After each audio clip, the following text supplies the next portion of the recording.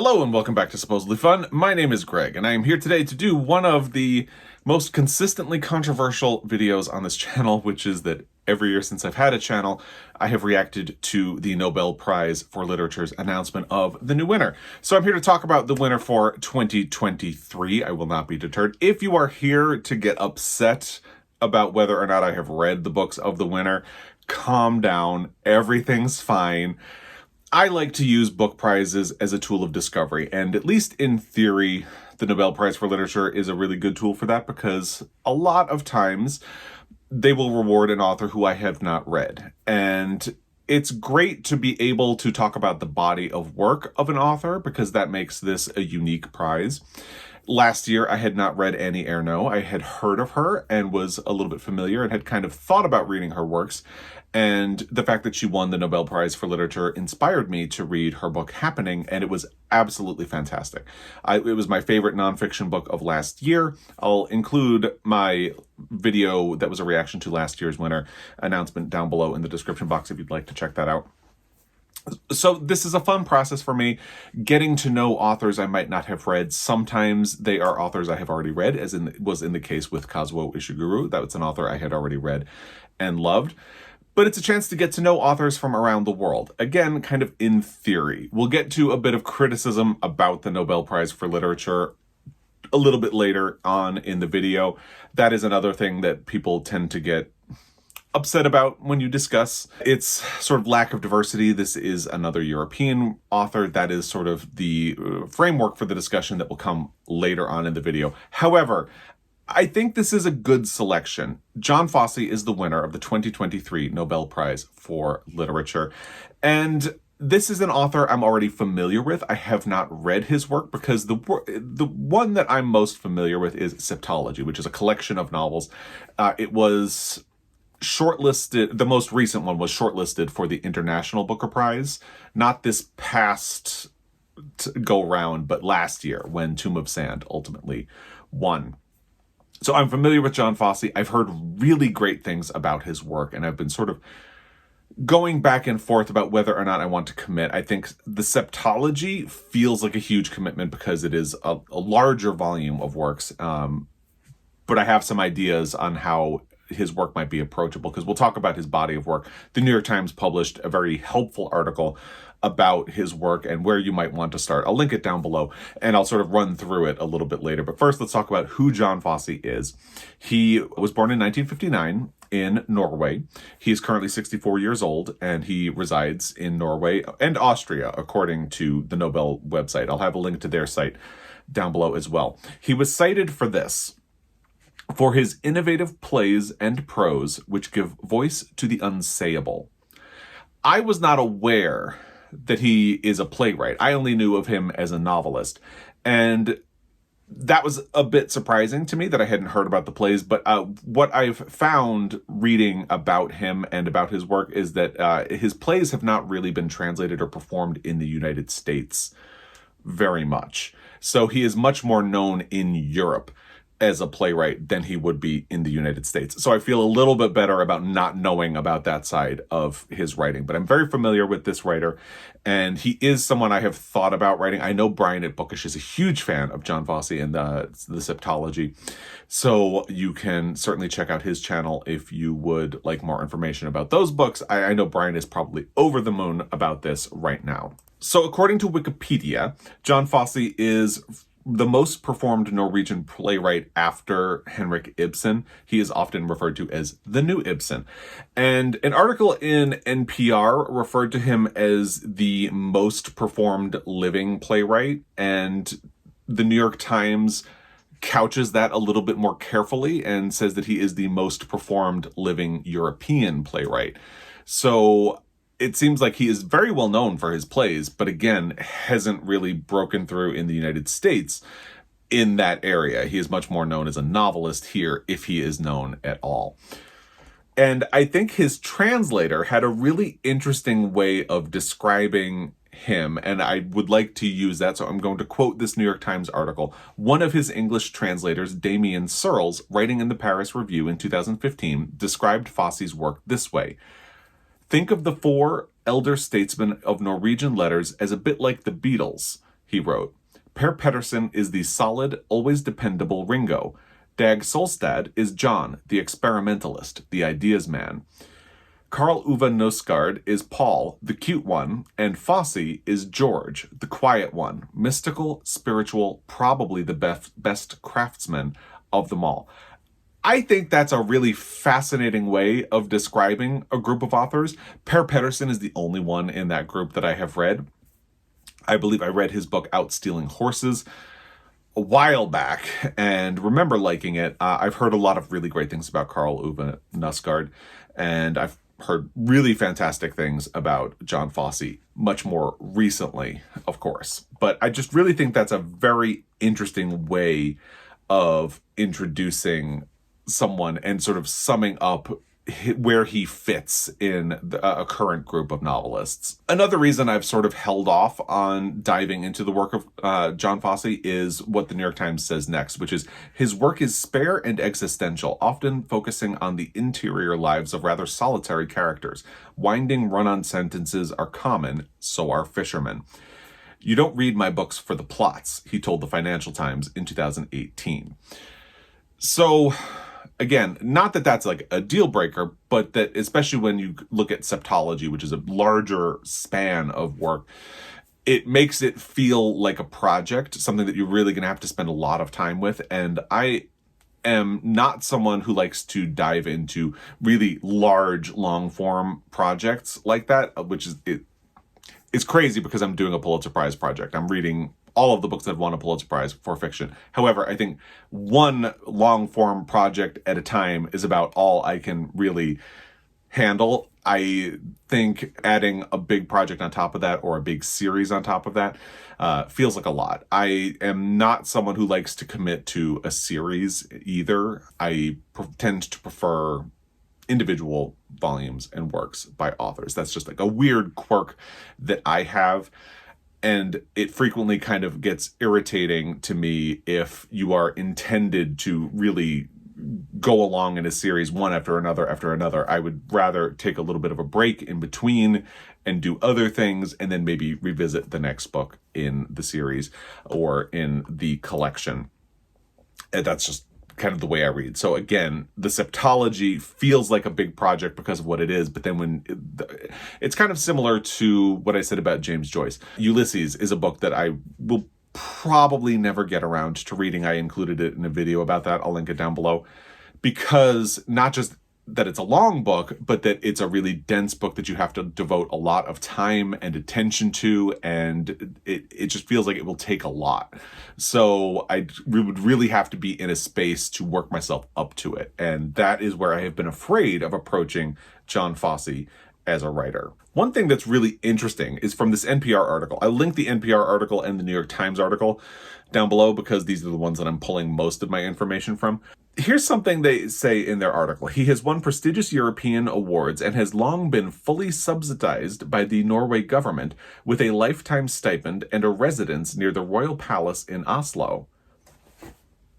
I did not know that was a thing that they do in Norway. America, get your stuff together. We could have authors who are fully subsidized by the government to work as writers. Wow. I love that concept. I wish we had that in the United States. That is really cool. I love that. We should celebrate our authors in that way.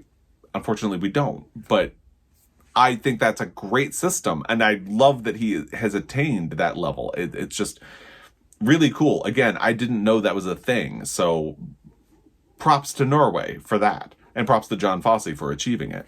Jon Fosse also apparently began his career as a novelist. Plays are more recent for him, which might be another reason that he is not really known as a playwright in the United States.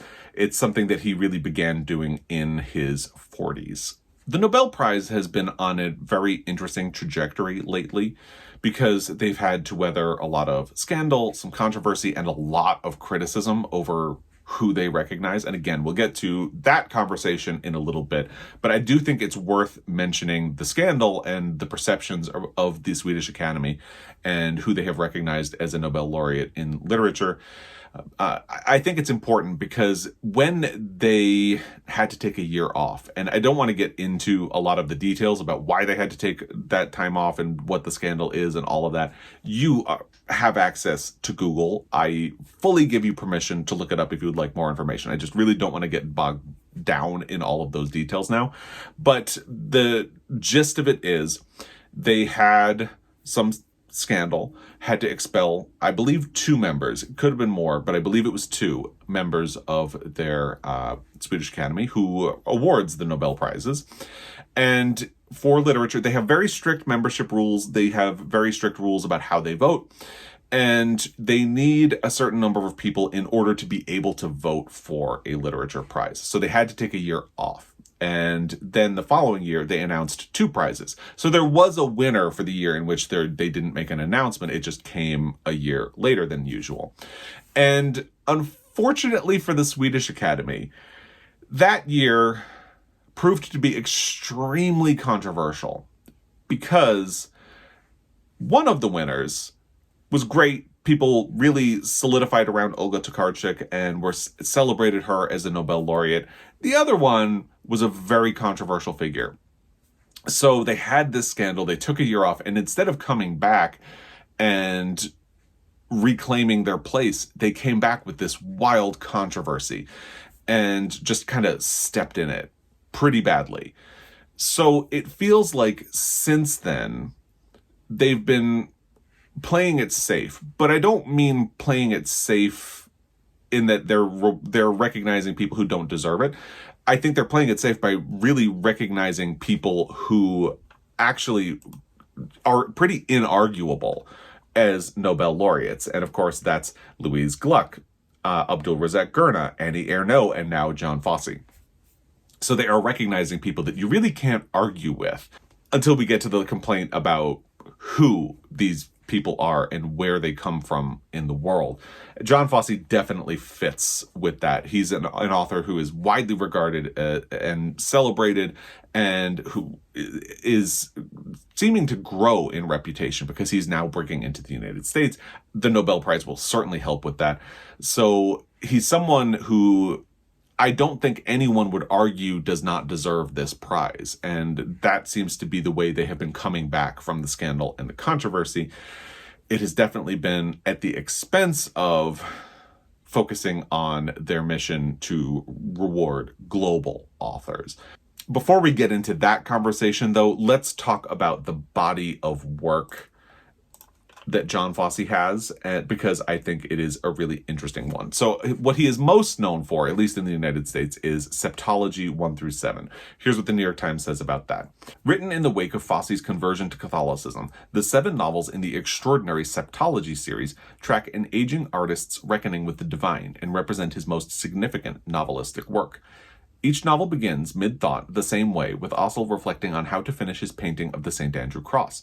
Each one ends the same way, mid-Latin prayer, until something else happens in the final book. That is according to Randy Boyagarda, who wrote a review of Septology for the New York Times. So this is his most known work, again, at least in the United States. This is probably the one that people are really going to be reaching for and ordering now that Jon Fosse has a Nobel Prize for Literature. I am thinking of the next one that they list because it feels to me a lot more approachable given what I've said about the way I work as a reader. This, to me, sounds like a much less intimidating way to approach Jon Fosse's work, to get a sense of him as a writer without committing to a really large, expansive project. And that is Morning and Evening. Here's what the New York Times says about it. This short, powerful novella opens with the birth of Johannes, whose parents hope he will become a fisherman like his father. Years later, as an old man, Johannes reflects on his family and close friendships. Yes, he did end up becoming a fisherman. That sounds, 1, it's a novella. 1, 2, it's a standalone book. And 3, it sounds like a very relatable story. So to me, that is the one that I would seek out. And I may actually do that. I don't know if it's widely available in the United States. Like, I don't know if my library will have a copy. I have not looked before I started filming. But to me, Morning and Evening sounds like the way that I would approach Jon Fosse as a writer. And once I do, I would get a sense of whether or not I respond to his writing, and then I can think about branching out into other areas. That is kind of what I did with Annie Ernaux. Happening is one of her more known works. It's also very short, so it felt like a safe way to approach her writing and sort of test the waters and see if she was someone that I wanted to read more of. And I absolutely did want to read more once I read Happening. Then they mention another series, Melancholy 1 through 2. These novels fictionalize the life of Lars Hertervig, a 19th century Norwegian painter, as he careens into madness. While studying in Dusseldorf, Hertervig is paralyzed by anxiety about his talent and is left essentially homeless after his attraction to his landlady's daughter leads him to outrageous sexual delusions. I've not really heard much about this. Again, I feel like in the United States, Jon Fosse is mostly known for septology, and I've heard really great things about that. But this sounds really interesting. The fact that it's more than one book makes it feel like a bit too much of a commitment for me, right? I feel like Morning and Evening, again, because it's a standalone and a novella, feels like a great way to sort of dip a toe in the waters and get a temperature check and see if this is an author that I would like to read more of before committing to something really large. So it sounds interesting, just like septology, but Morning and Evening to me, again, sounds much more approachable. Then they have After the Fire. A woman named Signa thinks back to more than 20 years earlier when her husband set out by boat and never came back. Soon her thoughts take on a metaphysical quality and even include the memories of family members from generations prior. The fjord where Signa lives is a constant across all the memories of loss and grief. That also sounds really interesting. It also sounds like a standalone. I could potentially look toward this one if Morning and Evening is not available. Maybe this one would be, because that to me also sounds like a good access point for Jon Fosse as a writer.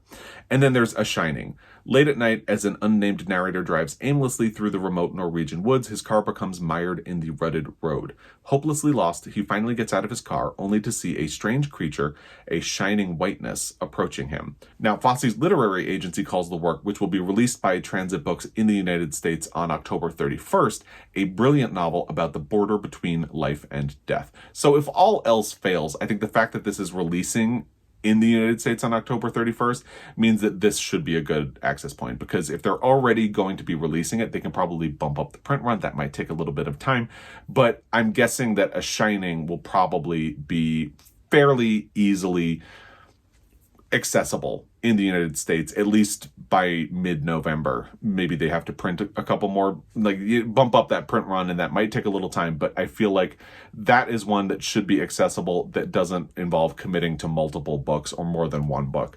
So that would definitely be something. But there is one more novel, Boathouse. After a man, more or less a hermit, encounters an old friend and his wife, the three become enmeshed in a sinister love triangle. Which again, sounds interesting, but I think I would look for Morning and Evening first, and then A Shining seems like, barring anything else, that would probably be readily available in the United States, at least by November. So those are that's kind of my tier. I would start with The Morning and Evening if it's available, and then look toward A Shining, then maybe Alias at the Fire, and if worst comes to worst, then Boathouse, just to get a sense of whether or not this is an author I like before I would jump into septology. There is a lot more information about his plays in the article from the New York Times, and again, that will be down below. I'm not going to spend any time talking about those because, again, they have not really been produced here in the United States, and I'm willing to bet you would have a hard time tracking down a copy without ordering from overseas. But if you want information about the plays, again, the New York Times article will be linked down below. And then the only thing left to talk about is that big complaint. People don't like to hear about this, but the Nobel Prize has been criticized in the literature realm over the last 20 years for its focus on European and Anglo authors. Most of the winners are from Europe, white, male, or North America, and also white and male. And in recent years, the Nobel Prize for Literature has made a commitment to do better. The problem is that was timed a little bit before they had this scandal that came out and they had to take a year off. So there have been a lot of other things going on at the same time. But the Nobel Prize did make a commitment to do better at recognizing global literature. And the problem is they have not lived up to that. If you look at the winners from the last 10 years, it's a lot of Europeans and Americans. There are only really two authors who get outside of that. And the first is Kazuo Ishiguro, who was born in Japan. However, Kazuo Ishiguro is so associated with the UK that even Wikipedia lists him as a UK writer. So he doesn't really actually get outside of that realm much at all. And then there's Abdul Razak Gurnah, who was born in Tanzania. And the tricky thing about Abdul Razak Gurnah is that he was forced to leave his country and go to the UK as a refugee in 1968. So even the two winners who get outside of Europe, even as a footnote or on a technicality, have a connection to Europe, like a very strong connection to the UK.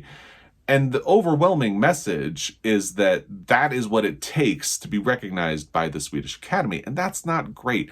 That's not the mission statement that they have sworn to uphold. And it's not doing better like they said that they would. You can't argue with Louise Gluck, Annie Ernaux, Jon Fosse having Nobel Prizes for literature. You can't argue with Olga Tokarczuk either. These are authors who are worthy. However, there are a lot of authors outside of Europe and North America who would also be worthy of winning the Nobel Prize for literature. And they are not doing what they said that they would do. They're not getting outside of those realms at all. And I realize it's very difficult to weigh literature from different parts of the world because different parts of the world have different oral traditions or literary traditions and writing styles, and it can be very difficult. However, the Swedish Academy has essentially signed up for this project by saying, we will judge global literature and we will recognize the best of the best. They are not making those accommodations to recognize other parts of the world and get to know them. And it's not really that hard. Like, all you really have to do is a basic bit of research to get to know some of the best authors from South America, or authors who are really popular in South America or in Africa or in Asia or in Australia. And, they just really aren't doing the legwork. Translation is, of course, a difficulty because obviously in order for the Swedish Academy to be able to judge the work, it probably has to be translated into English. But again, if they made efforts, they could get around these things. They could accommodate for these things. Diversifying membership has done a lot of good for the Academy of Motion Pictures, who gives out the Academy Awards, the Oscars. The Swedish Academy is very rigid. I think it would take a lot for them to diversify their membership in who judges the Literature Prize. But I feel like that's exactly what they need. They need people who are more familiar, who get outside of the realm of what they're comfortable with and what they're familiar with, who are familiar with other regions of the world, who speak other languages and can speak to the power and the talent that come from other areas.